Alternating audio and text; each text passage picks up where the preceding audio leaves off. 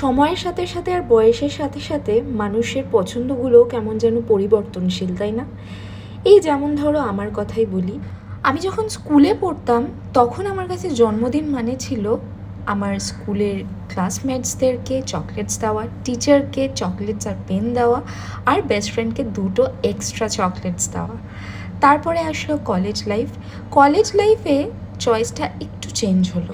সেই সময় বার্থডের জন্য এক্সপেকটেশনস ছিল খানিকটা ফেয়ারি টেলসের মতন। এই যেমন বাড়িতে বন্ধুরা আসবে, আত্মীয় স্বজন, আশেপাশের কিছু মানুষজন সবাই মিলে একটা পার্টি অথবা একটা ভালো রেস্টুরেন্টে গিয়ে ডিনার বা লাঞ্চ। তারপরে আসলো এই সময়টা, যেই সময়টা আমি এখন কাটাচ্ছি। এই সময়টা আমার কাছে বার্থডে মানে হচ্ছে গিয়ে আমার প্রিয় মানুষ, যার সাথে আমি সব সময় কমফর্ট জোনে থাকতে পারি, এবং আমার বাবা মার আশীর্বাদ। একটা সময়ের পরে বার্থডে মানে বিশাল হই হুল্লোড়, সেলিব্রেশন, আড়ম্বর, এগুলো কিন্তু আর মনে হয় না। আমি জানি না আমার সাথে সবার মাইন্ডসেট মিলবে কি না, বাট এই মুহূর্তে আমার যা মেন্টাল স্টেজ, তাতে করে কিন্তু আমার এটাই মনে হয়েছে বার্থডে উপলক্ষে আমার ফার্স্ট প্রায়োরিটি আমার কমফর্ট জোন, আমার প্রিয় মানুষ, আমার মায়ের হাতের ডেলিশিয়াস রান্নাবান্না, যেগুলো দিয়ে আমি লাঞ্চ সেরেছিলাম, আমার গাছের সুন্দর সুন্দর ফুল, আর বাবার আশীর্বাদ। অবভিয়াসলি থ্যাংক ইউ বলে অবভিয়াসলি ছোট করব না আমার সেই সমস্ত কাছের মানুষগুলোকেও, যাদেরকে আলাদা করে কোনো রিমাইন্ডার দিয়ে মনে করতে হয় না যে আমার বার্থডে।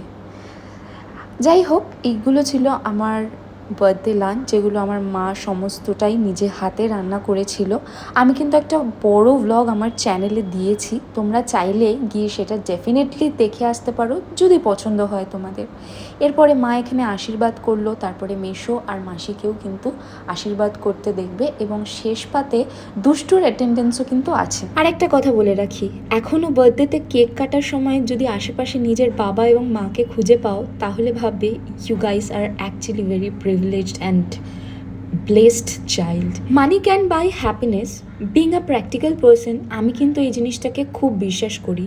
তবে এই দুর্মূল্যের বাজারে হাতে গোনা যে দু একজন ওয়েল উইশার্স বা কাছের মানুষ যারা তোমাকে মেন্টাল সাপোর্ট দিতে পারে, মনের মণিকোঠায় তাদের সযত্নে তুলে রাখাটাই আমি শ্রেয় বলে মনে করি।